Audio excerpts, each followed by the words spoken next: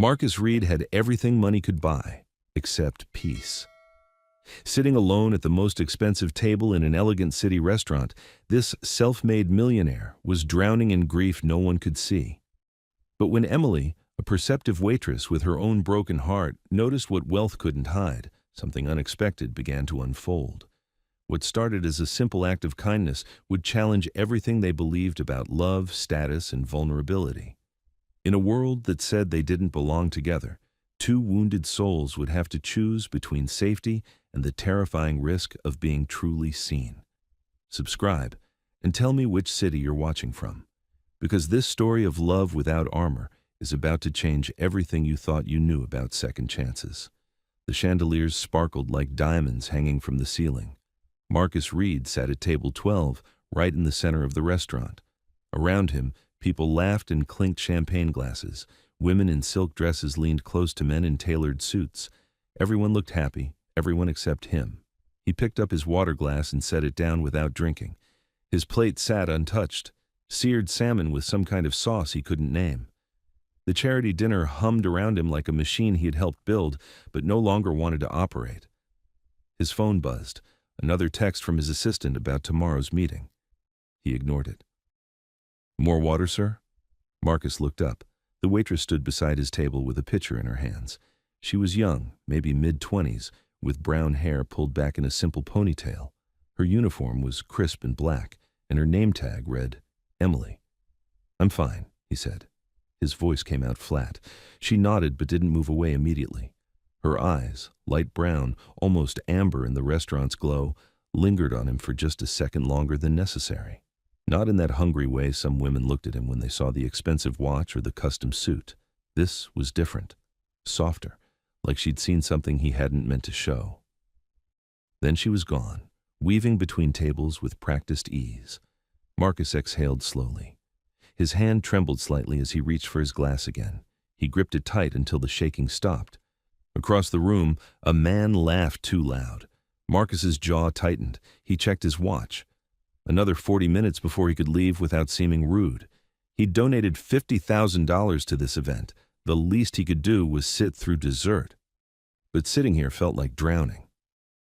Emily balanced 3 plates on her left arm and grabbed the wine bottle with her right hand. Table 8 needed refills, Table 6 wanted dessert menus, and Table 12, the man in the center, hadn't touched his food.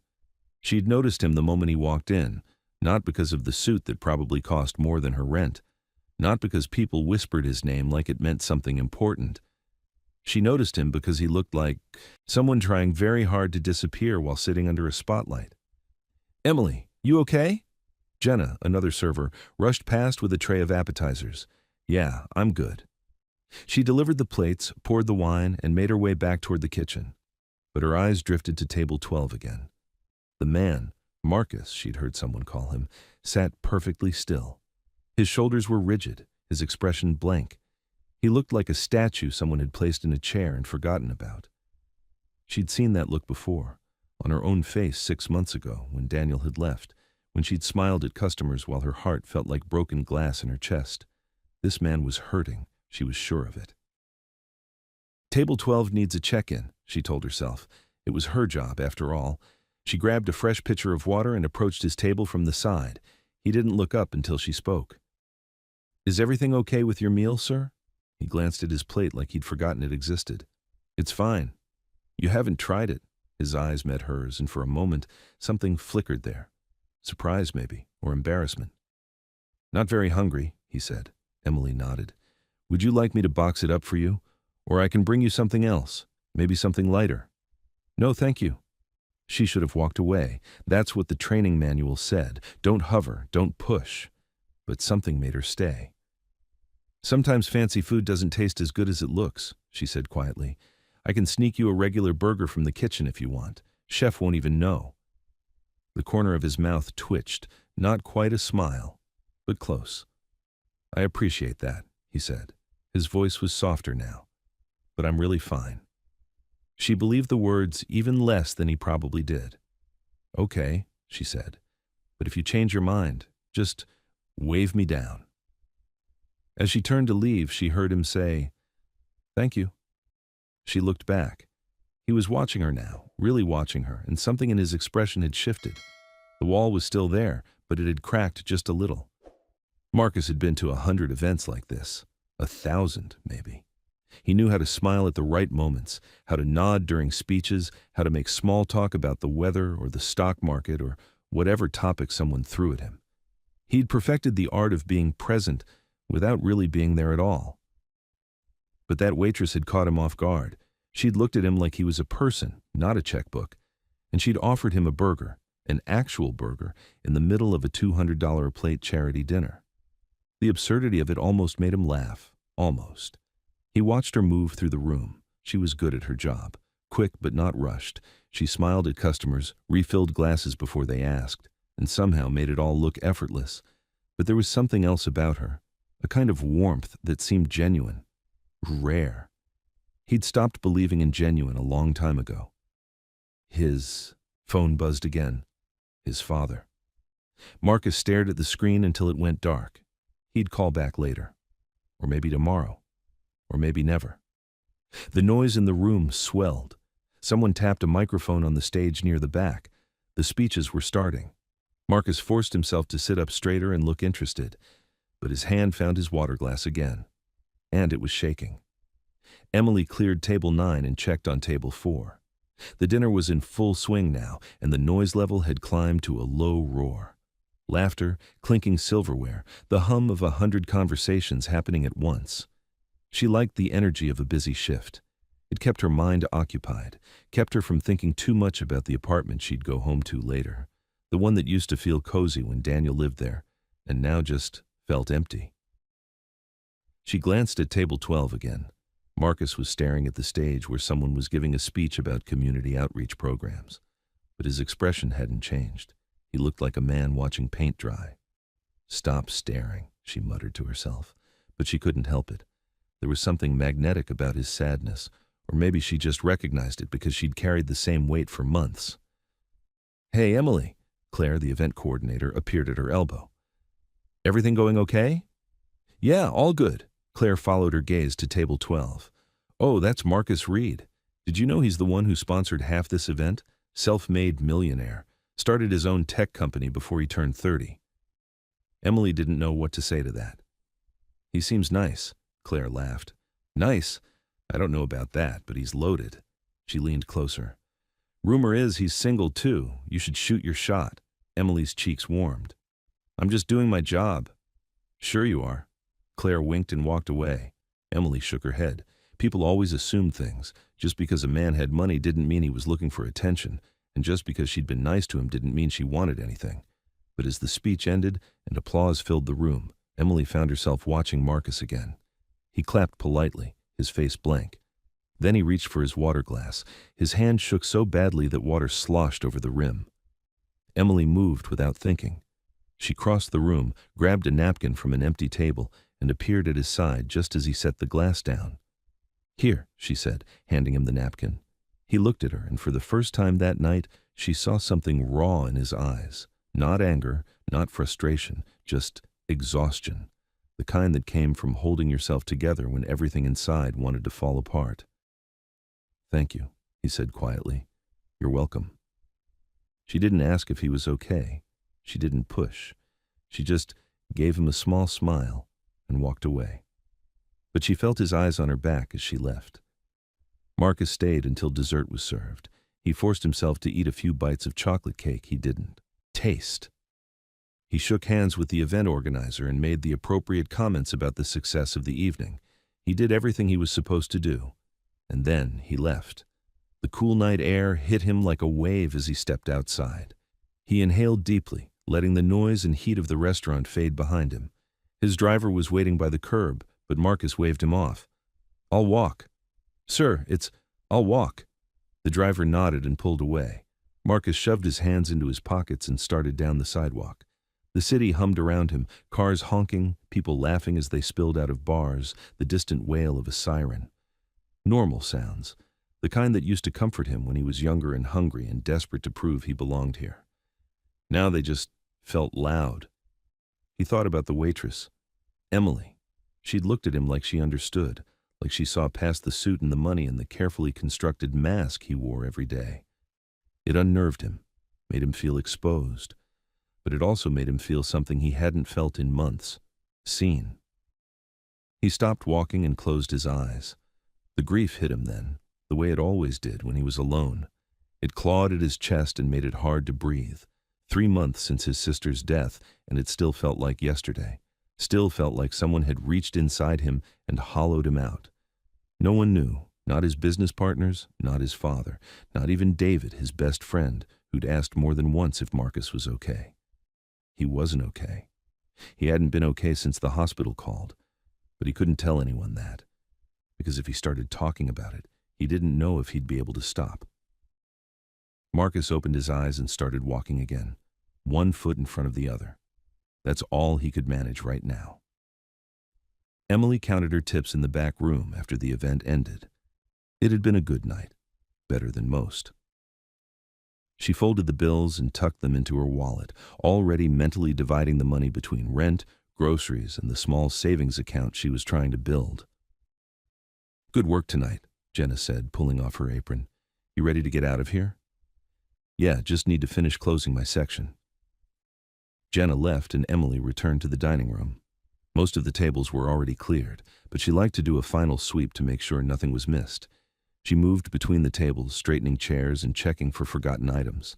When she reached table 12, she paused. It was clean. The plate, the silverware, the glass, everything was gone. But something made her stop and look at the empty chair where Marcus had sat. She thought about the way his hand had shaken, the way he'd thanked her like it mattered, the way he'd looked at her, really looked at her when she'd handed him the napkin. "Stop it," she whispered to herself. She didn't know this man, didn't know his story, and she had no business getting curious about someone so far outside her world. But as she turned off the lights and locked up for the night, she couldn't shake the image of him sitting alone in a room full of people. She knew what that felt like. The next evening, Emily arrived at work expecting a normal shift. Thursday nights were usually slow. A few couples, maybe some business people grabbing a late dinner, nothing special.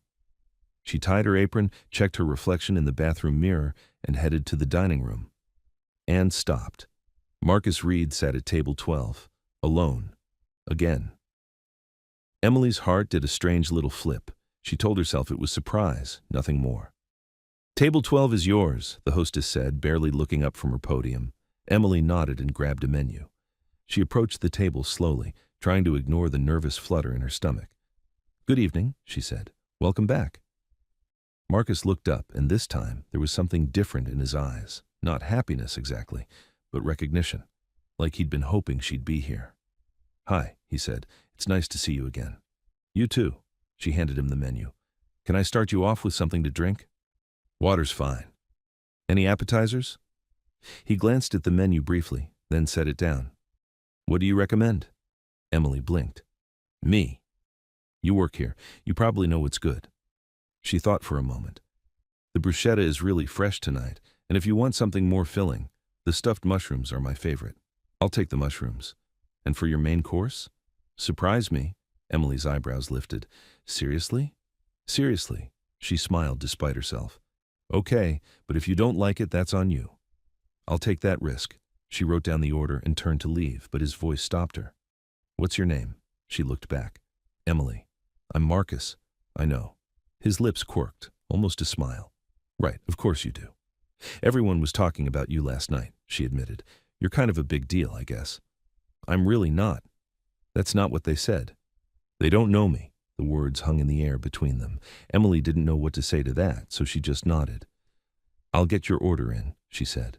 As she walked away, she felt his eyes on her again, but this time it didn't make her uncomfortable. It made her curious. Marcus watched Emily disappear into the kitchen. He didn't know why he'd come back, didn't know why he'd asked her to choose his meal, or why he'd told her that people didn't really know him. He just knew that sitting here felt better than sitting in his empty penthouse, and talking to her felt easier than talking to anyone else. The restaurant was quiet tonight, only a handful of other diners scattered across the room. It felt almost peaceful, the kind of place where you could think without the world pressing in on you. Marcus leaned back in his chair and exhaled. His phone was in his pocket, but he didn't reach for it. For once, he didn't want to check emails or return calls or pretend he had everything under control. He just wanted to sit here and breathe. Emily returned a few minutes later with his appetizer. She set the plate down carefully and stepped back. "Stuffed mushrooms," she said, "fresh out of the oven." "Thank you. Do you need anything else right now?" He should have said no, should have let her get back to work. But instead, he asked, "How long have you worked here?" Emily looked surprised by the question. "About a year." "Do you like it?" "It's a job," she shrugged. "But yeah, I like it. The people are nice most of the time." "Most of the time?" "Some customers are difficult." Marcus smiled faintly. "Am I difficult?" "No," she said quickly. Then she added, "You're quiet." "Is that bad?" "It's different. Most people who come here want to be noticed." "And I don't?" She tilted her head slightly, studying him. "I don't think so." Marcus didn't know what to say to that, because she was right. "I should let you eat," Emily said, "but if you need anything, just let me know." "Emily," she paused, "how's your night going?" The question seemed to catch her off guard. "It's good. Quiet, which is nice after last night." "That event was a lot." "You seemed like you were handling it fine." Marcus looked down at his plate. "I'm good at pretending." The words slipped out before he could stop them. He regretted them immediately. Too honest, too much. But when he looked up, Emily wasn't judging him. She was just listening. "I think we all are," she said softly. "Sometimes." And then she walked away, leaving Marcus alone with his mushrooms and the uncomfortable realization that he'd just told a stranger more than he'd told anyone in months. Emily checked on her other tables, refilled drinks, and brought out entrees, but her mind kept drifting back to table 12. I'm good at pretending. She understood that. God, did she understand that? She'd been pretending she was fine ever since Daniel left, pretending she didn't miss him, pretending she didn't lie awake at night wondering what she'd done wrong, but she wasn't fine. And clearly, Marcus wasn't either. "Stop overthinking it," she muttered as she grabbed his main course from the kitchen. She brought the plate to his table and set it down. Pan-seared chicken with garlic butter and asparagus. Simple, but it's one of my favorites. Marcus looked at the food, then at her. "You eat here?" "Not often, but sometimes Chef makes extra and lets us try things." "That's nice of him." "He's a good guy." Marcus picked up his fork and cut into the chicken. He took a bite and nodded. "This is really good." "Told you. You have good taste." Emily smiled. "I try." She turned to leave again, but this time, he didn't stop her. He just ate quietly, and she went back to her other tables. But for the rest of the night, she was aware of him. Every time she passed table 12, she felt his presence. Not in a bad way, just there. When he finally asked for the check, she brought it over and set it on the table. "Thank you for coming back," she said. "Thank you for the recommendation."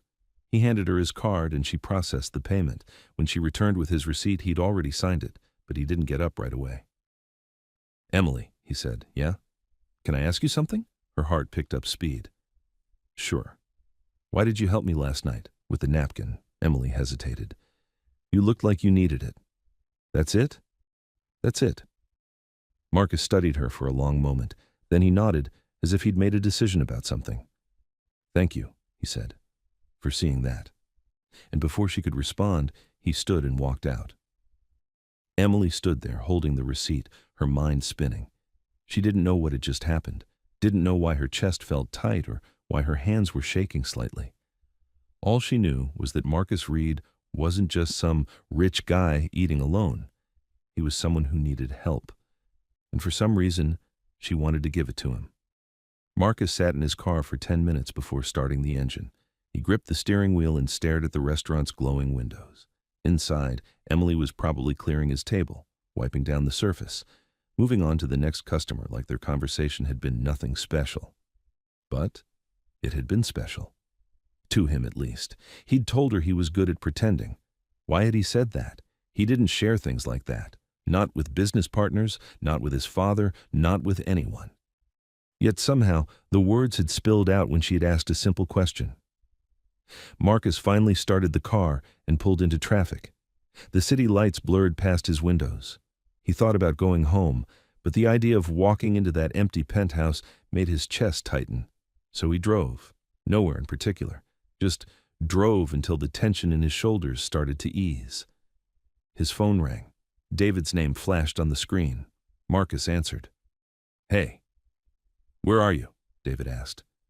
"I've been calling." "Out." "Out where?" "Just driving." A pause. "You okay, man?" "I'm fine." "You keep saying that."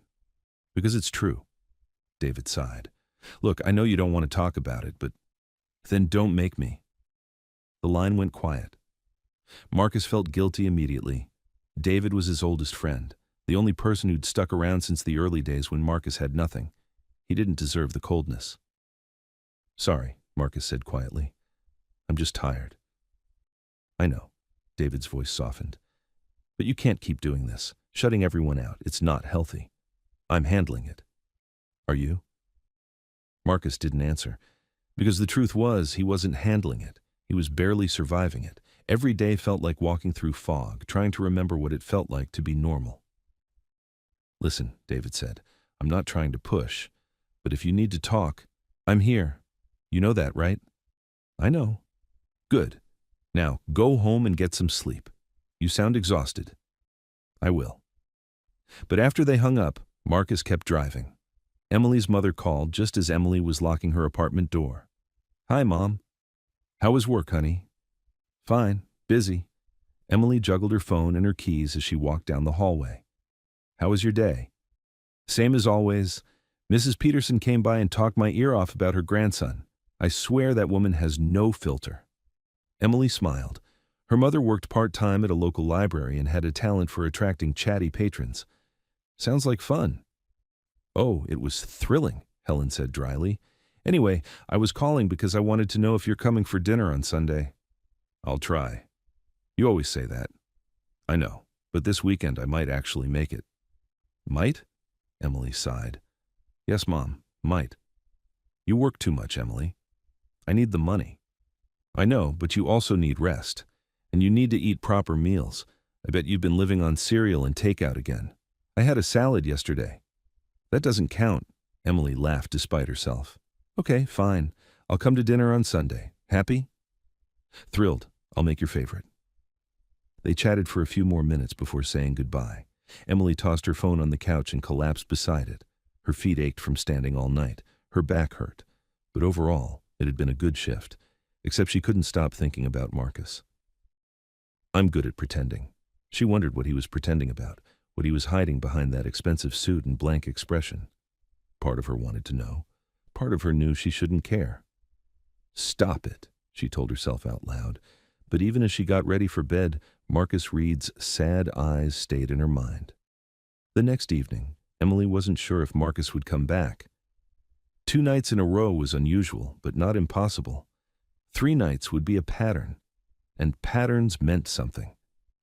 She arrived at work early and busied herself with prep work, folding napkins, filling salt shakers, making sure everything was perfect. Normal Thursday night routine.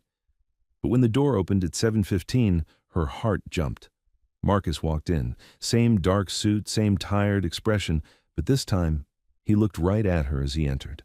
The hostess started to greet him, but he shook his head gently. "Table 12, if it's available." "Of course, Mr. Reed." Emily watched him sit down. Their eyes met across the room, and something unspoken passed between them. Acknowledgement, maybe, or understanding. She grabbed a menu and walked over. "Evening," she said. "Hi. You're becoming a regular. Is that allowed?" Emily smiled. "I think we can make an exception." This time his lips curved up slightly, a real smile, small but genuine.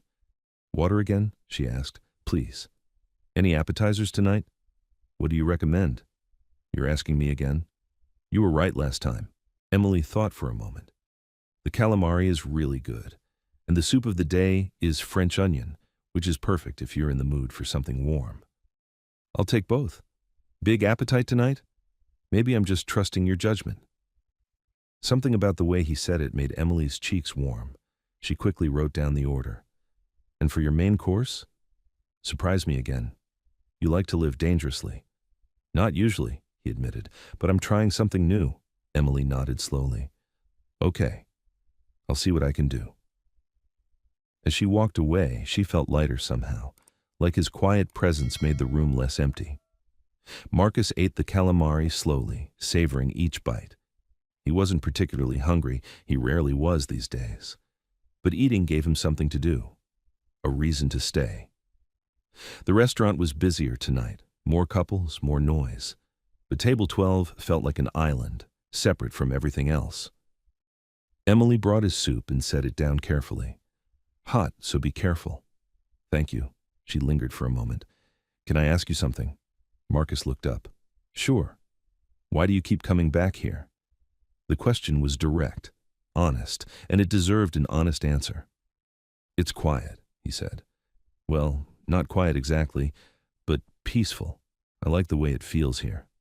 Just the restaurant and the company. Emily's eyes widened slightly. Then she smiled, a real smile that reached her eyes. That's nice of you to say. It's true. Well, I'm glad you like it here. What about you? Marcus asked before he could stop himself. Do you like working here? I told you yesterday. No, I mean, really like it. Not just the job part, but being here. Emily was quiet for a moment. I do, she said finally. It's one of the few places where I feel useful. Like I'm doing something that matters, even if it's small. Marcus understood that, better than she probably realized. That's not small, he said. Emily met his eyes. Something shifted between them, a connection forming, fragile and new. I should check on my other tables, she said softly. Right? Of course. But as she walked away, Marcus felt something he hadn't felt in months, a spark of interest, of curiosity, of something beyond the numbness that had swallowed him whole.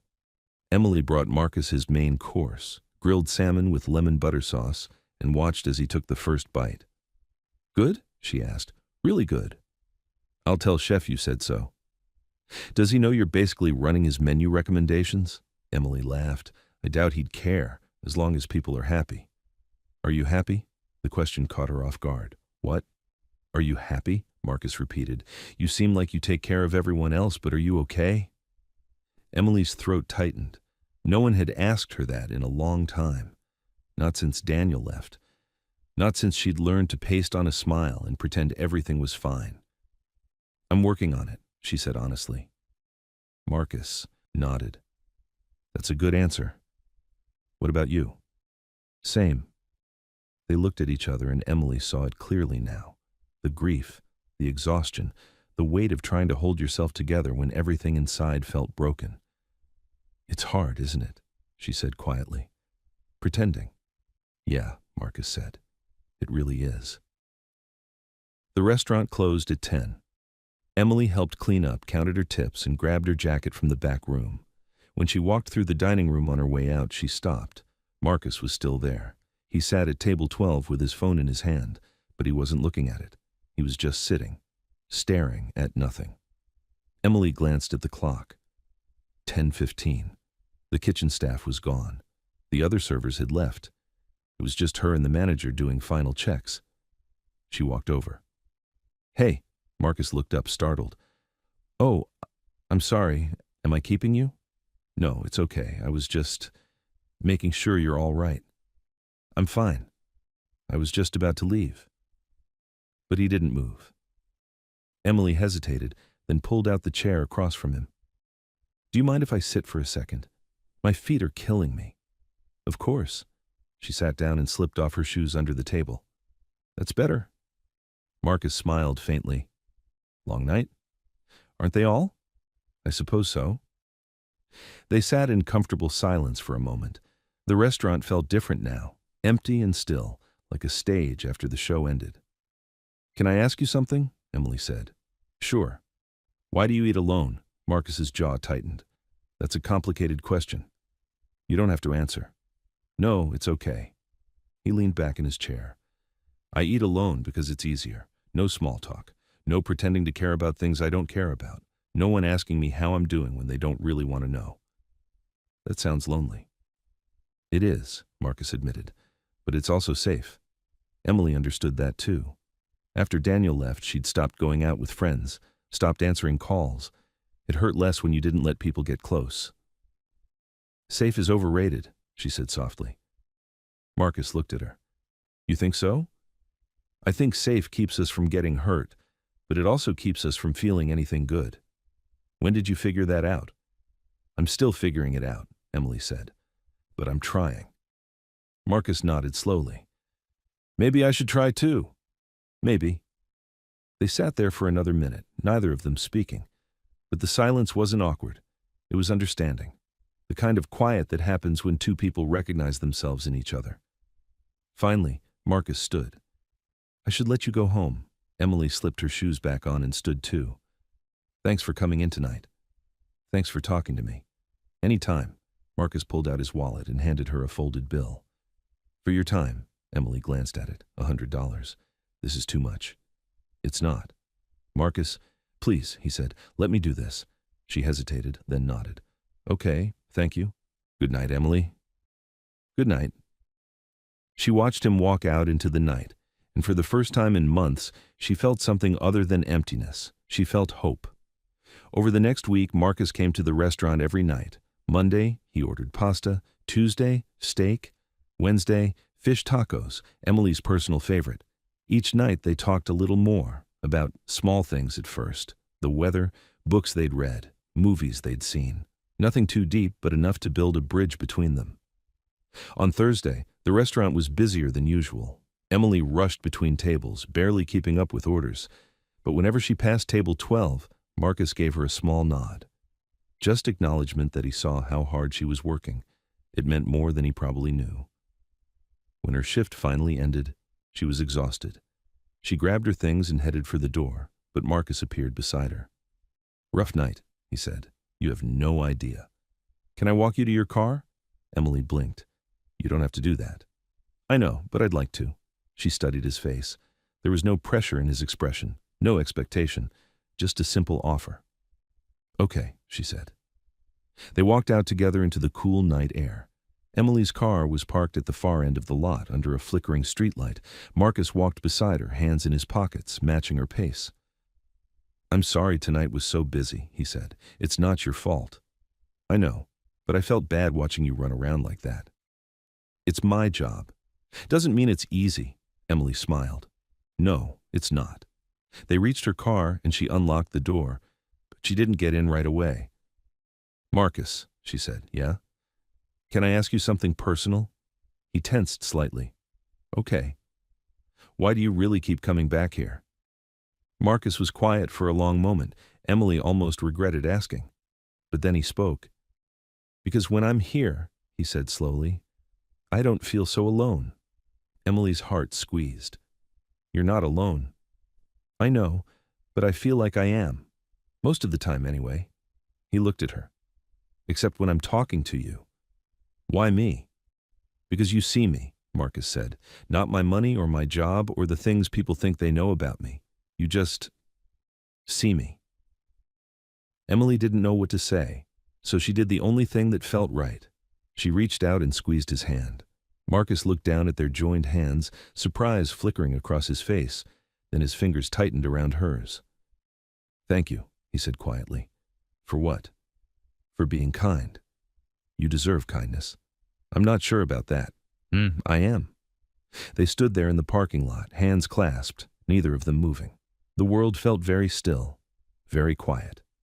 Finally, Emily let go. I should get home. Right, of course. She climbed into her car and rolled down the window. Will I see you tomorrow? Marcus smiled, a real, genuine smile. Yeah, you will.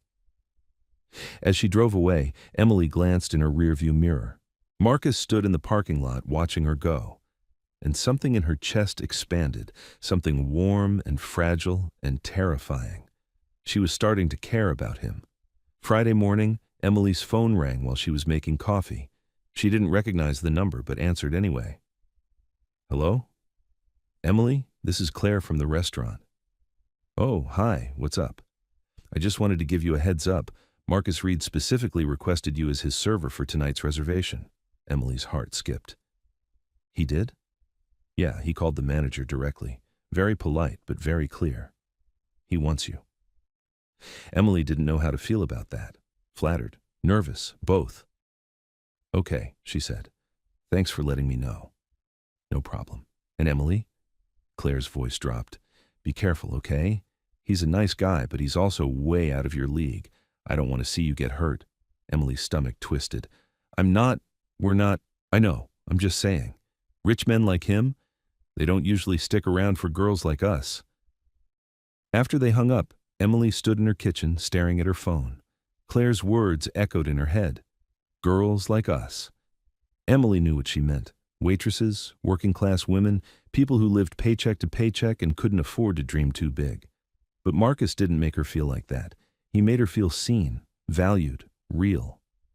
Still, doubt crept in. What if Claire was right? What if Marcus was just lonely and she was convenient? What if she was reading too much into his kindness? Emily set her coffee down, suddenly not thirsty. She needed to be careful. She'd already had her heart broken once this year. She couldn't afford to let it happen again. That evening, Marcus arrived at 7 o'clock sharp. Emily saw him walk in and felt her pulse quicken. He smiled when he spotted her, a genuine smile that made her earlier doubts feel silly. Hi, he said as she approached. Hi, I heard you requested me specifically. I did. Is that okay? It's fine, just unexpected. Marcus sat down at table 12. I like talking to you. I thought it would be easier if I didn't have to explain that to a different server every night. Emily relaxed a little. That makes sense. Unless it makes you uncomfortable. No, she said quickly. I don't mind. Good. She handed him the menu out of habit, even though he probably knew it by heart now. The usual water? Actually, can I get coffee tonight? I didn't sleep well. Everything okay? Marcus hesitated. Just a rough night. Emily wanted to ask more, but she held back. Instead, she said, I'll get your coffee. Be right back. When she returned, Marcus was staring at his phone with a troubled expression. He put it away quickly when he saw her. Thanks, he said, wrapping his hands around the warm mug. Do you want to talk about it? About what? Whatever's bothering you. Marcus looked surprised. How do you know something's bothering me? You have a look. A look? Yeah, your jaw gets tight and your eyes go distant, like you're a million miles away. Marcus laughed softly. You're observant. Part of the job. Is it? No, Emily admitted, but I notice things about you. The air between them shifted, warmed. Marcus set down his coffee and leaned forward slightly. Can I tell you something? He asked. Of course. I lost someone recently, someone important. Emily's breath caught. I'm so sorry. It's been 3 months, but it still feels raw, like it just happened. Marcus's voice was low, careful. I keep thinking I should be over it by now, but I'm not. Grief doesn't have a timeline. That's what everyone says. Because it's true. Marcus met her eyes. Do you know that from experience? Emily thought about her breakup with Daniel, about the months of pain that followed. It wasn't the same as losing someone to death, but it was still loss, still grief. Yeah, she said, I do. What happened? Bad breakup. 6 months ago. I thought I was going to spend my life with him. Then one day he just left. I'm sorry. Me too. Emily shrugged. But I'm learning to be okay without him. It takes time. How much time? I don't know yet. I'll tell you when I figure it out. Marcus smiled sadly. Fair enough? They sat in silence for a moment. Then Marcus said, Thank you for listening. Anytime. I mean it. Most people don't want to hear about the hard stuff. They want you to smile and say you're fine. I get that, Emily said, but you don't have to be fine with me. Something in Marcus's expression softened. You're a good person, Emily. So are you. You don't know that. Yes, I do. And she meant it. Marcus didn't order food that night. He just sat with his coffee and talked. About his sister. Her name was Maya. About how she'd been the only person who really understood him. About how losing her felt like losing a piece of himself. Emily listened without interrupting. She refilled his coffee twice, and when he finally stopped talking, she reached across the table and touched his hand. She sounds like she was amazing, Emily said. She was. I bet she'd be proud of you. Marcus's eyes glistened. I don't know about that. I do. You're still here, still showing up. That takes strength. It doesn't feel like strength. It is. Marcus looked at their hands, hers small and calloused from work, his larger and marked with the faint scars of a man who'd built something from nothing, two different worlds touching. Can I ask you something? He said. Sure. Would you want to get coffee sometime? Not here, somewhere else, just to talk. Emily's heart hammered. This was crossing a line, moving from friendly server to something more, something that could hurt if it went wrong. But looking at Marcus's vulnerable expression, she couldn't say no. Okay, she said. I'd like that. Relief washed over his face. Really? Really? When? Tomorrow? I know it's your day off. Emily blinked. How do you know that? I asked the hostess what your schedule was. I hope that's not creepy. She laughed despite herself. Maybe a little, but it's also kind of sweet. So tomorrow? Tomorrow. They exchanged numbers before Marcus left, and as Emily drove home that night, she felt something dangerous blooming in her chest. Hope mixed with fear, excitement tangled with doubt. She was falling for him, and she didn't know if she was ready for that. Emily called her mother Saturday morning. I need advice, she said. About what? Helen asked. A man. There was a pause. Is this about Daniel? No, someone new. Oh, Helen sounded surprised. Tell me about him. Emily took a breath. His name is Marcus. He comes into the restaurant where I work. We've been talking, and he asked me to get coffee with him today. That sounds nice. What's the problem? He's different from me, Mom. He has money, a lot of it, and I'm just a waitress. Emily Catherine Carter, Helen said firmly. You are not just anything. You're smart and kind and hard-working. Any man would be lucky to spend time with you. But what if he's only interested because I'm convenient? Or what if I'm reading this wrong and he's just being nice? Has he given you any reason to think that? Emily thought about the way Marcus looked at her, the way he'd opened up about his sister, the way he'd asked specifically for her night after night. No, she admitted. Then maybe you should give him a chance, and give yourself a chance too. I'm scared, Mom. I know, honey.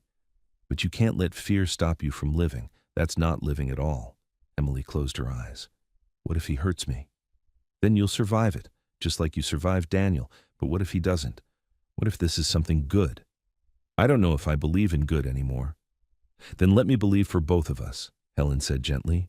Go get coffee with this man. See what happens. And call me after. Okay? I love you. Love you too, Mom. After they hung up, Emily stared at her closet. What did you wear to coffee with a millionaire? She didn't own anything fancy, just jeans and simple tops and the occasional dress for special occasions. Finally, she settled on dark jeans, a cream sweater, and her nicest boots. Simple, but put together. She looked at herself in the mirror and took a deep breath. You can do this, she told her reflection, but her hands were shaking. Marcus arrived at the coffee shop 15 minutes early. He'd barely slept the night before, his mind racing with possibilities and doubts. What if Emily didn't show? What if she realized he was too damaged, too broken, too much? He ordered a black coffee and sat by the window, watching people pass by on the sidewalk, couples holding hands, friends laughing. Everyone seemed so normal, so easy in their lives. He'd forgotten how to be easy. The door chimed. Emily walked in, and Marcus's breath caught. She looked different outside the restaurant, softer somehow, more relaxed. Her hair was down, falling past her shoulders in gentle waves. She wore minimal makeup, just enough to highlight her warm brown eyes. She was beautiful. Marcus stood as she approached.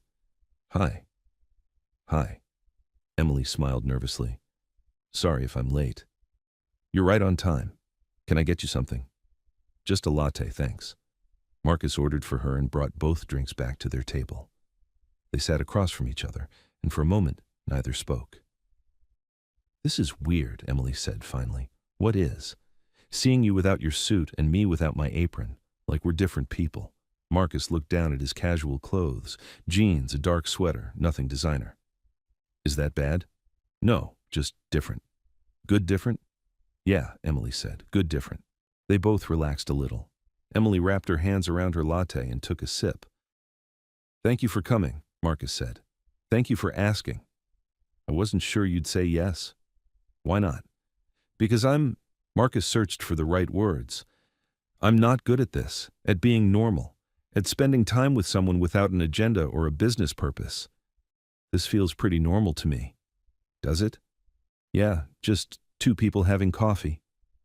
Marcus smiled. I like that. Me too. They talked for an hour, about everything and nothing. Emily told him about growing up in a small apartment with her mother, about working multiple jobs to help pay bills, about her dream of someday going back to school. Marcus told her about building his company from scratch, about the long nights and impossible odds, about how success had come with a price he hadn't anticipated. Everyone thinks money solves everything, he said, and it does solve some things. But it doesn't fix the important stuff, doesn't make you less lonely, doesn't bring back the people you lose. Do you wish you didn't have it? Emily asked. Sometimes, but that's not realistic. I just wish... He trailed off. What? I wish I'd spent less time building something and more time with the people who mattered. Emily nodded. I get that. After Daniel left, I realized I'd spent so much energy trying to make him happy that I forgot about myself. Forgot what I wanted. What do you want? The question hung in the air. Emily considered it carefully. I want to feel like I matter, she said finally. Like my life means something, even if it's small, even if it's just making someone's day a little better. You do that, Marcus said. Every night at the restaurant, you made my days better. Emily's cheeks flushed. That's sweet of you to say. It's true. Their eyes met across the table. Something passed between them, an understanding, a recognition of kindred spirits. Can I tell you something? Marcus asked, always. I haven't felt this normal in years, just sitting here talking to you. No pressure, no performance, just being. I like being with you too. Marcus reached across the table. His hand hovered for a moment, then settled over hers. Emily's breath hitched, but she didn't pull away. I don't know what this is, Marcus said quietly, between us. But I want to find out, if you do. Emily's heart raced. Every reasonable part of her brain screamed caution, but her heart, her battered, broken, barely healing heart, whispered something different. Yes. I want to find out too, she said. Marcus's face transformed. The sadness that had clouded his eyes for so long lifted, just a little. He smiled, a real smile, bright and genuine, and Emily felt something shift inside her, something that felt dangerously close to falling. They left the coffee shop and walked through the city. No destination, no plan, just walking and talking and being together. Marcus told her about his sister, about how Maya had been the dreamer while he was the practical one, about how she'd believed in him when no one else did, about how she'd died in a car accident 3 months ago, sudden and senseless and devastating. I keep thinking I should have called her more, Marcus said as they walked past a small park. Should have visited, should have told her how much she meant to me. Did she know? Emily asked gently. I think so. I hope so. Then she knew. Marcus stopped walking. He looked at Emily, and his eyes were wet. How do you know? Because people who love us know. Even when we don't say it enough, they feel it. A tear slipped down Marcus's cheek. He wiped it away quickly, embarrassed. Sorry. Don't apologize for feeling something. I'm not supposed to... He stopped himself. Supposed to what? Fall apart. I'm supposed to hold it together. Keep moving forward. Be strong. Emily stepped closer. You are strong. But strong doesn't mean never breaking. It means breaking and still getting back up. Marcus looked at her like she'd said something profound. Then, without thinking, he pulled her into a hug. Emily froze for a second, surprised. Then she wrapped her arms around him and held on. He was warm and solid, and she could feel his heart beating against her chest. They stood like that for a long moment, two broken people holding each other up. When they finally pulled apart, Marcus's eyes were clearer. Thank you. For what? For not running away. I won't, Emily said, and she meant it. Over the next 2 weeks, Marcus and Emily saw each other almost every day, sometimes at the restaurant where he still came for dinner, sometimes at coffee shops or walking through the city or sitting in quiet parks watching the world go by. They learned each other's rhythms. Marcus liked his coffee black and bitter. Emily preferred hers sweet with too much cream. Marcus was a morning person who woke at 5. Emily was a night owl who stayed up reading until midnight, but despite their differences, they fit. Emily made Marcus laugh, really laugh from deep in his belly. He'd forgotten what that felt like. And Marcus made Emily feel seen in a way Daniel never had. He asked questions and actually listened to the answers. He remembered small details about her life and brought them up days later. It was easy being together, natural. But whispers followed them. At the restaurant, Emily's co-workers watched with a mixture of curiosity and judgment. Claire pulled her aside one night. "Are you two dating?" she asked bluntly. "We're spending time together," Emily said carefully. "That's not an answer." "It's complicated." Claire shook her head. "Emily, I like you. But you need to be realistic. Men like him don't end up with women like us." "What's that supposed to mean?" "It means he's a millionaire and you're a waitress. Those stories don't have happy endings." Emily's chest tightened. "You don't know him." "Maybe not, but I know how the world works." After Claire walked away, Emily felt doubt creep back in. Was she being stupid? Naive? Was she setting herself up for heartbreak? But then she thought about Marcus's smile, about the way he looked at her like she was the most important person in the room, about how gentle he was, how honest, how real. She couldn't walk away from that. Not yet. On a Saturday afternoon, Marcus invited Emily to his apartment. She'd been nervous about it, worried it would be too much, too fancy, too different, too clear a reminder of the gap between their worlds. But when she arrived, she was surprised. The penthouse was beautiful, yes. Floor-to-ceiling windows overlooked the city. Modern furniture, expensive art, all the trappings of wealth, but it also felt empty. Cold, like a showroom instead of a home. "This is..." Emily searched for the right word. "Impersonal?" Marcus finished. "Yeah. I've never been good at making a place feel lived in." "Do you like it here?" "Honestly, no, it's just where I sleep." Emily walked to the windows and looked out at the city spread below. "The view is incredible." "Want to sit outside?" He led her to a balcony furnished with comfortable chairs and a small table. They sat down, and Emily realized she could see for miles, buildings and streets and tiny cars moving like toys. "Do you ever feel lonely up here?" she asked. Marcus was quiet for a moment. "All the time." "Even with all this?" "Especially with all this." He gestured to the apartment. "Success is supposed to make you happy, but it just made me isolated. Everyone wants something from me. Business deals, investments, charity donations. No one just wants me." "I do," Emily said softly. Marcus turned to look at her. "I know. That's why I feel different around you." "Different how?" "Like I can breathe." Emily's heart ached for him, for the loneliness he'd carried alone for so long. She reached over and took his hand. "You don't have to be alone anymore," she said. "What if I don't know how to be any other way? Then we'll figure it out together." Marcus looked at their joined hands. Then he lifted her fingers to his lips and kissed them gently. The gesture was so tender, so unexpected, that Emily's breath caught. "I'm falling for you," Marcus said quietly. "I don't know if I should be. I don't know if I'm ready. But I am." Emily's pulse raced. "I'm falling for you too. Are you scared? Terrified?" "Me too." They sat in silence, holding hands, watching the sun sink toward the horizon, and for the first time in months, neither of them felt alone. But the peace didn't last. 2 days later, Marcus's father called. Thomas Reed rarely reached out, and when he did, it was never good news. Marcus answered on the third ring. "Hello?" "Marcus, we need to talk." "About what?" "I heard you've been seeing someone." Marcus's jaw tightened. "How did you..." "I have friends in the city. They mentioned you've been spending time with a waitress." The way his father said "waitress" made it sound like an insult. Marcus's grip on the phone tightened. "Her name is Emily." "I don't care what her name is. This is a distraction you can't afford." "A distraction?" "You're supposed to be running a company, building your legacy, not wasting time on some girl who..." "Stop," Marcus said sharply. "Don't talk about her like that." Thomas was silent for a beat. Then he laughed, a cold, bitter sound. "You're serious about this?" "Yes." "Then you're more foolish than I thought." "Why? Because she doesn't come from money? Because she works for a living?"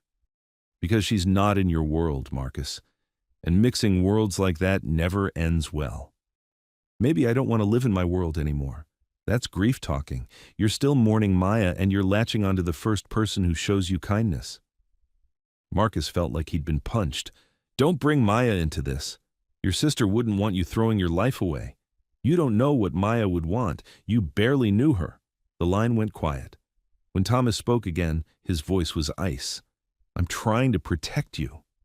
"I don't need your protection." "You need something. You've been a ghost for months, distracted, unfocused, weak." "I lost my sister," Marcus said, his voice breaking. "I'm allowed to be weak." "No, you're not. Not in your position. People are watching, waiting for you to fail, and getting involved with some nobody waitress." Marcus hung up. His hands shook. His heart raced. Anger and hurt tangled in his chest until he couldn't tell them apart. He stood on his balcony and gripped the railing, breathing hard. His father's words echoed in his mind. Distraction. Foolish. Weak. And worst of all, she's not in your world. Marcus closed his eyes. Maybe his father was right. Maybe he was being selfish, dragging Emily into his complicated life. What did he have to offer her besides problems and pain? But then he thought about her smile, her warmth, the way she made him feel human again. He couldn't lose that. Not yet. Emily noticed the change immediately. When Marcus came to the restaurant that night, he was different, distant. His smiles didn't reach his eyes. He barely touched his food. "Is everything okay?" she asked when she brought his check. "Fine, Marcus. I'm just tired." But Emily knew tired. This wasn't tired. This was something else. Did something happen? Marcus looked at her and she saw conflict in his eyes, like he wanted to tell her but didn't know how. "My father called," he said finally. "He's not happy about us." Emily's stomach dropped. "Oh, he thinks you're a distraction, that I'm making a mistake. What do you think?" Marcus was quiet for too long, and in that silence, Emily felt something crack. "I think," he said slowly, "that my life is complicated, and maybe it's not fair to ask you to be part of it." "Are you ending this?" "No, I'm just—" He ran a hand through his hair. "I don't know what I'm doing." Emily's eyes stung. "Okay." "Emily?" "No, it's fine, I get it. You don't. Then explain it to me." But Marcus just shook his head. "I need some time to think." Emily nodded, even though her heart was breaking. "Take all the time you need." She walked away before he could see her cry. Marcus didn't come to the restaurant for 3 days. Emily told herself it was fine. He needed space. He was dealing with family pressure and grief and 100 things she couldn't understand. She should give him time. But it hurt. Every night she found herself watching the door, hoping he'd walk through, hoping he'd sit at table 12 and smile at her like everything was okay. He never did.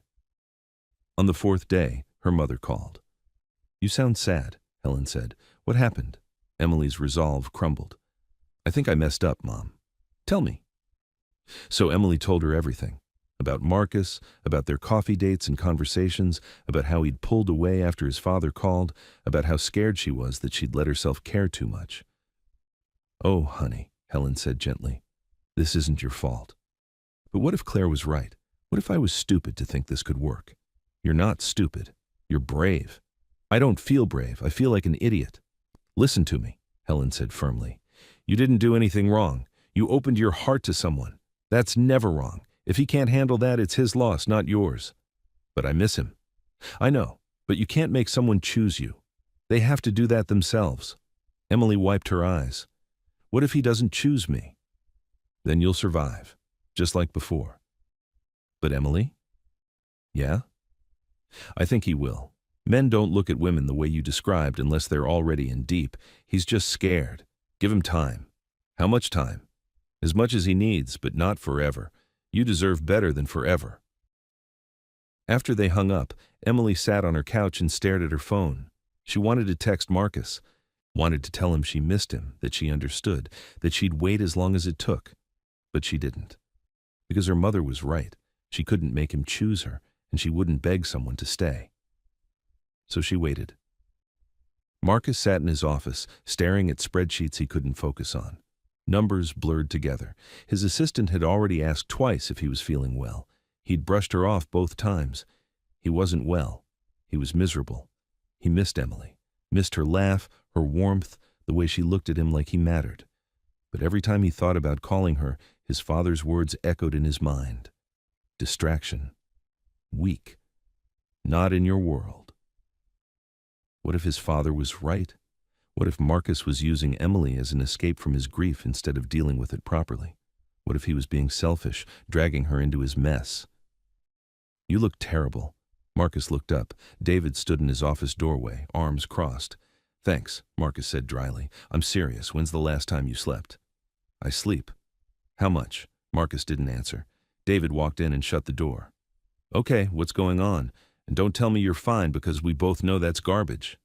I don't want to talk about it. Too bad. I'm not leaving until you do. Marcus sighed. He knew David wouldn't give up.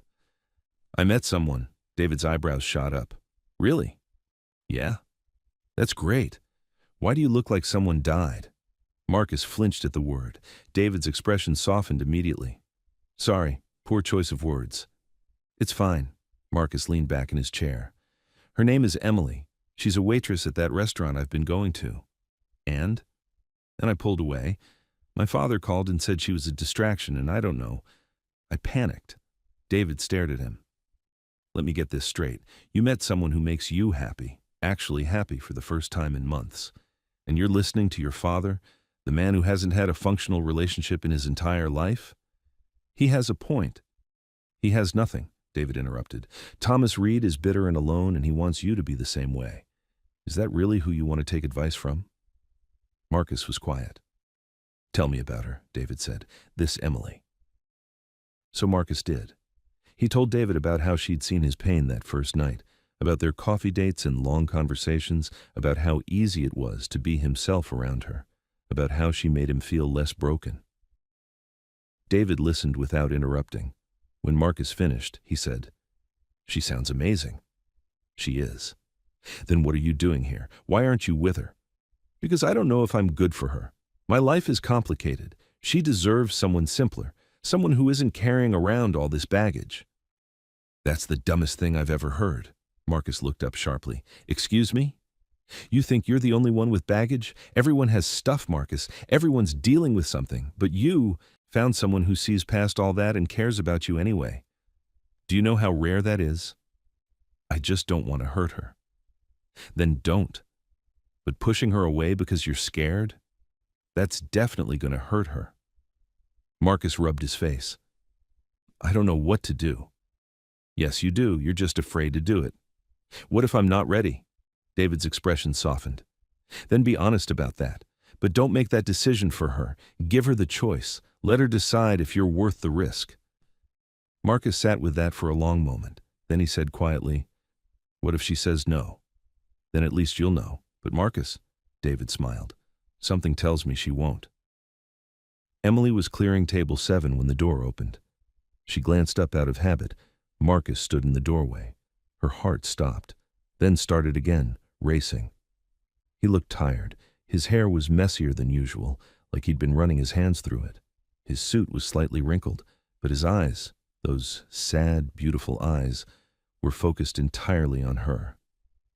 Emily set down her tray with shaking hands. Marcus crossed the restaurant slowly, like he wasn't sure of his welcome.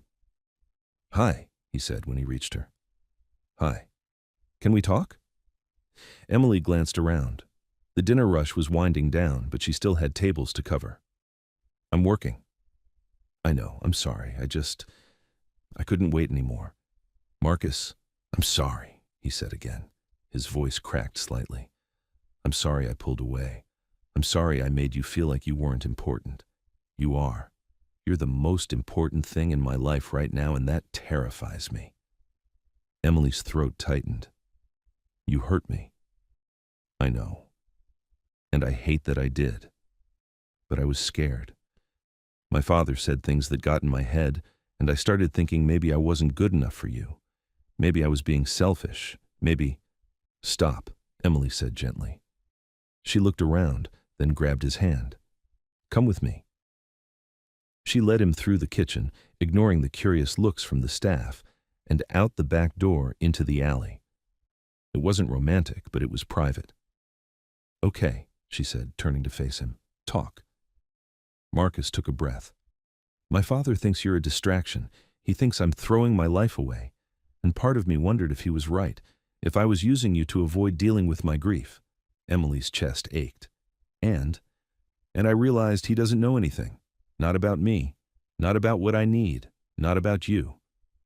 Marcus stepped closer. "You're not a distraction, Emily. You're the only thing keeping me grounded. The only person who makes me feel like myself." "Then why did you leave?" "Because I was scared. Of how much I care about you. Of how much it would hurt if I lost you." "So you pushed me away first?" "Yeah." "Stupid, right?" Emily's lips twitched despite herself. "Pretty stupid." "I know, and I'm sorry. I don't expect you to forgive me right away, but I need you to know that I'm done listening to my father. I'm done being scared. I want to be with you. If you'll still have me." Emily looked at him. Really looked at him.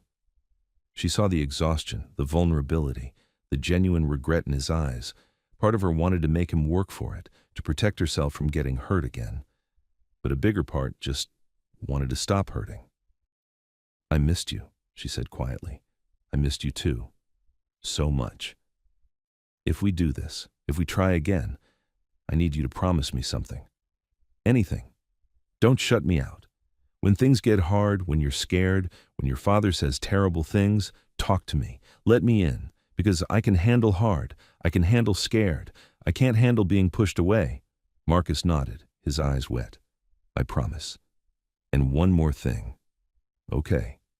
Stop deciding what's good for me. I'm an adult. I can make my own choices. And I choose you." Something in Marcus's expression broke open. Relief and joy and gratitude all mixed together. He stepped forward and cupped her face in his hands. "Can I kiss you?" he whispered. Emily's breath caught. "Yes." Marcus leaned in slowly, giving her time to change her mind. But she didn't.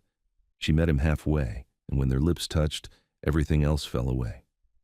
The kiss was soft and careful, like they were both afraid of breaking something precious. Marcus's hands were gentle on her face. Emily's fingers curled into his shirt. When they finally pulled apart, both of them were breathing hard. "I'm sorry," Marcus said again. "I know. Now stop apologizing and kiss me again."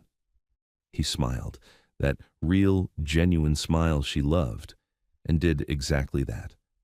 Over the next few weeks, things slowly returned to normal. Better than normal, actually. Marcus came to the restaurant almost every night, but now he stayed after Emily's shift. They'd sit at table 12 after closing, talking until the manager kicked them out. On her days off, they explored the city together. Marcus showed her his favorite spots, a quiet park where he used to eat lunch when he was broke, a bookstore that had been his refuge during hard times, a bridge where he'd stood the night his first business deal went through. Emily showed him her world, too. The library where her mother worked, the diner where she used to waitress before the restaurant, the tiny apartment she'd shared with Daniel that she was finally ready to drive past without crying. They learned to be honest with each other. When Marcus had a bad day, he called Emily and told her. When Emily felt overwhelmed, she let Marcus help instead of insisting she was fine. It wasn't always easy. Marcus's father called twice more, each time with new criticisms. Claire continued to make snide comments at work. Emily's savings account didn't magically grow just because she was dating someone wealthy. But they worked through it together. One Saturday afternoon, Marcus picked Emily up and drove them out of the city. He wouldn't tell her where they were going, just smiled mysteriously and said, "Trust me." They ended up at a small beach town an hour away. The off-season meant the beaches were nearly empty. They walked along the shore, shoes off, waves lapping at their feet. "Why here?" Emily asked. "Maya loved the ocean," Marcus said.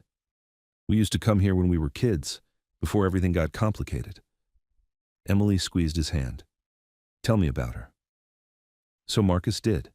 He told Emily about Maya's laugh, about her terrible singing voice, about how she'd always believed in magic and possibility even when life was hard, about how she'd been the first person he'd told about his business idea, and how she'd said, "You're going to change the world, Marcus. I just know it." "She sounds incredible," Emily said. "She was. I wish you could have met her." "Me too." They walked in comfortable silence for a while. Then Marcus said, "I think she would have liked you." "Yeah?" "Yeah, she always said I needed someone who'd call me on my garbage, who wouldn't let me hide." Emily smiled. Sounds like she was smart. The smartest. They found a bench overlooking the water and sat down. Marcus put his arm around Emily's shoulders, and she leaned into him. "Thank you," Marcus said. "For what?" "For being patient with me, for not giving up when I pushed you away, for seeing me. Always." "I love you," Marcus said suddenly. The words tumbled out before he could stop them. "I know it's soon, and maybe I shouldn't say it yet, but I do. I love you, Emily." Emily's heart soared. She turned to look at him, and his expression was so vulnerable, so open, that she wanted to cry. "I love you too," she said. Marcus exhaled like he'd been holding his breath. "Really?" "Really." He kissed her then, soft and sweet, and Emily felt like she was exactly where she was supposed to be. 2 months later, Emily invited Marcus to Sunday dinner at her mother's house. He was nervous. Emily had never seen him nervous before.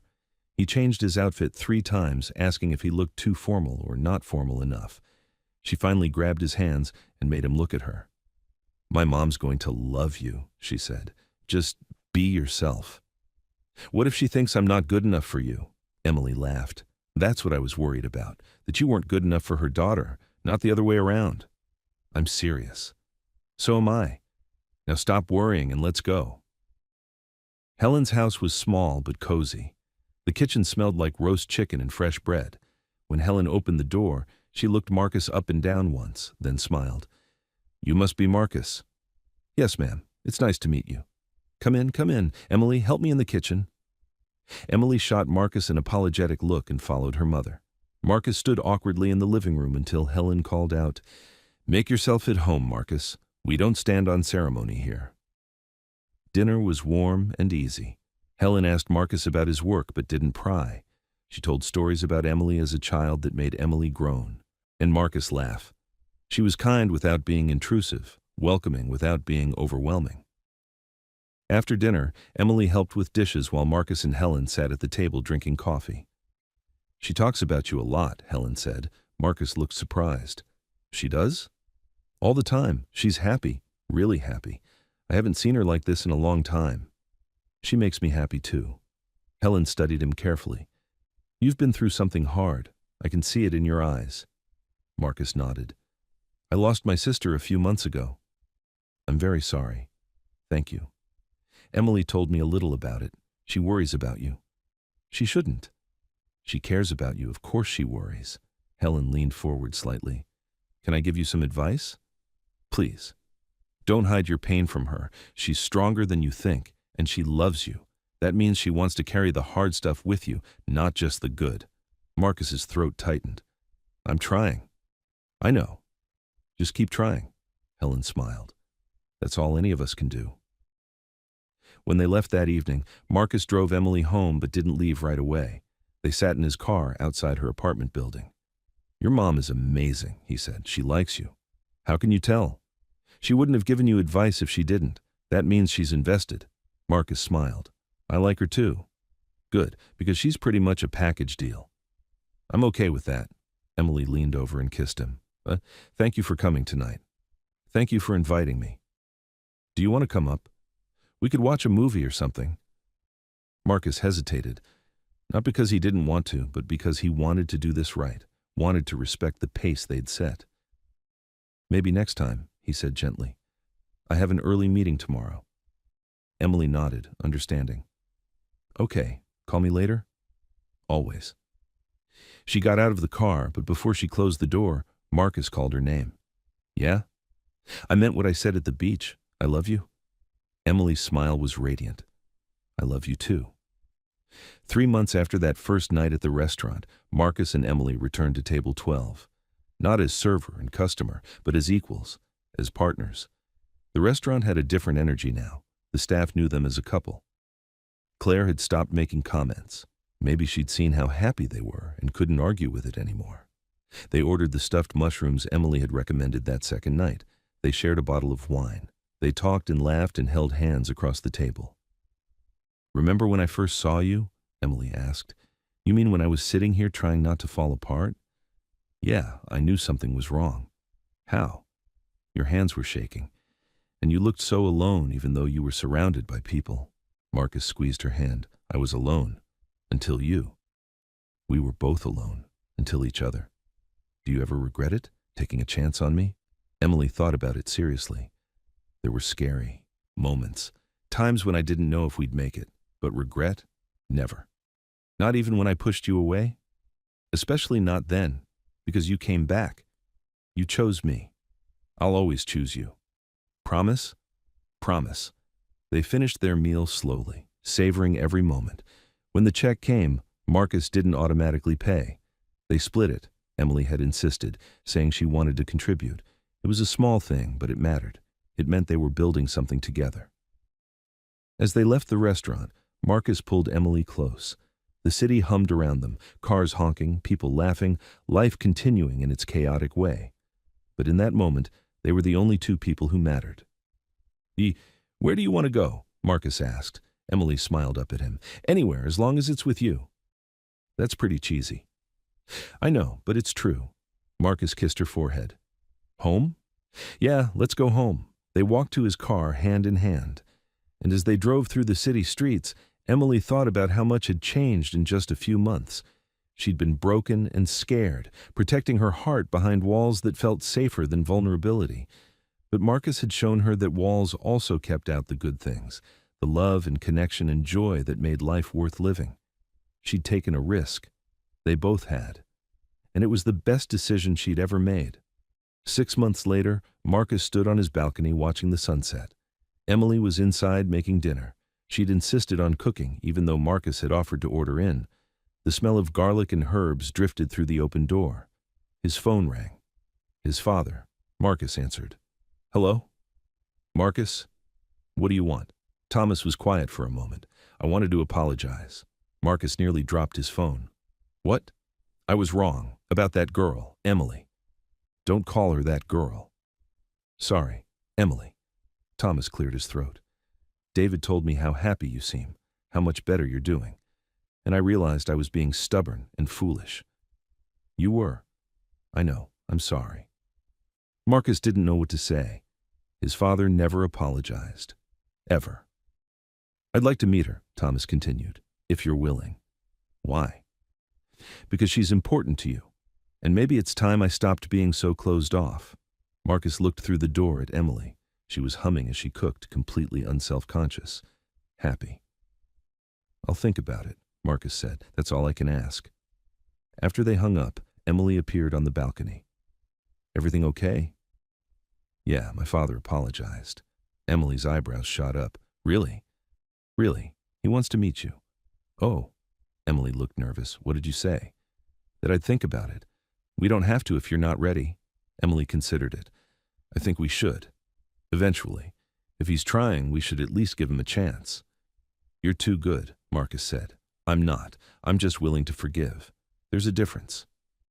Marcus pulled her close and kissed the top of her head. "Have I told you today that I love you?" "Only twice?" "Then I'm behind schedule. I love you." "I love you too." They stood on the balcony together, watching the sun paint the sky in shades of orange and pink. Behind them, dinner simmered on the stove. Around them, the city breathed and moved and lived. And for the first time in years, Marcus felt something he'd thought was lost forever. Peace. Not the absence of pain or grief or difficulty, but the knowledge that he didn't have to face those things alone anymore, that he had someone who saw him, really saw him, and chose to stay anyway. Emily had taught him that vulnerability wasn't weakness, that letting someone in didn't mean losing control, that love was worth the risk even when it was terrifying. She'd taught him how to live again. "Thank you," he said quietly. Emily looked up. "For what?" for seeing me that first night, for not giving up, for loving me even when I didn't make it easy. You're worth it, Emily said simply. Even the hard parts. Marcus smiled. So are you. They went inside together, hand in hand. Dinner was slightly burned because they had gotten distracted, but neither of them cared. They ate on the couch, laughing at a movie Emily had picked, and when she fell asleep against his shoulder, Marcus held her close. This was what he'd been missing. Not success or money or achievement, just this. Someone to share the quiet moments with. Someone who made the world feel less heavy. Someone who chose him again and again every single day. And he chose her right back. 1 year after that first night at table 12, Marcus and Emily stood at the beach where he'd first said, "I love you." The sun was setting, painting the water gold and pink. They'd come back to mark the anniversary, not of their first date, but of the night Emily had first seen Marcus's pain and decided to reach out. "A year," Emily said, squeezing his hand. "Best year of my life. Even with all the hard parts? Especially with those, because we got through them together." Emily leaned her head on his shoulder. "What do you think happens next? What do you want to happen?" "I don't know. Keep doing this, I guess. Waking up next to you, building a life together. Maybe someday." She stopped herself. "Maybe someday what?" Emily looked up at him. "Maybe someday we'll make it official. But I'm not in a rush. This is enough for now." Marcus smiled, but in his pocket, his fingers found the small velvet box he'd been carrying for 2 weeks, waiting for the right moment. This was the right moment. "Emily," he said. "Yeah?" He pulled out the box and opened it. Inside was a simple ring, not ostentatious, just beautiful. The kind of ring that matched who they were together. Real and honest and true. Emily's eyes went wide. Her hand flew to her mouth. "I know you said you're not in a rush," Marcus said, "and we don't have to get married tomorrow or next month or even next year. But I want you to know that this is forever for me. You're forever for me. So whenever you're ready, if you're ready, I'm asking you to marry me." Tears streamed down Emily's face. "Marcus, you don't have to answer now." "Yes." Marcus blinked. "Yes? Yes? I'll marry you? Whenever, however, I don't care. Just yes." Marcus laughed, a sound of pure joy, and slipped the ring onto her finger. Then he picked her up and spun her around while she laughed and cried at the same time. When he set her down, he kissed her, deep and long and full of promise. "I love you," he said. "I love you too. So much." They stood on the beach as the sun disappeared below the horizon. Two people who'd been broken and lost and alone, who'd found each other in the most unlikely place, who'd chosen vulnerability over safety, love over fear, together over apart. It hadn't been easy. There would be more hard days ahead, more grief to process, more challenges to face, more moments of doubt and fear and uncertainty. But they'd face them together. And that made all the difference, because true wealth wasn't measured in money or success or status. It was measured in moments like this, in being seen and known and loved anyway, in choosing someone and being chosen in return. Marcus Reed had spent years building an empire, but his greatest achievement wasn't his company or his money or his reputation. It was this, her, them. And as they walked back to the car, engaged and happy and hopeful, Marcus finally understood what his sister had meant all those years ago. "You're going to change the world, Marcus." She'd been right, just not in the way he'd expected, because the world he'd changed was his own. And Emily had been the catalyst for that change. She'd saved him without even trying, just by being herself, just by seeing him. And now he got to spend the rest of his life returning the favor, seeing her, choosing her, loving her, every single day. The end.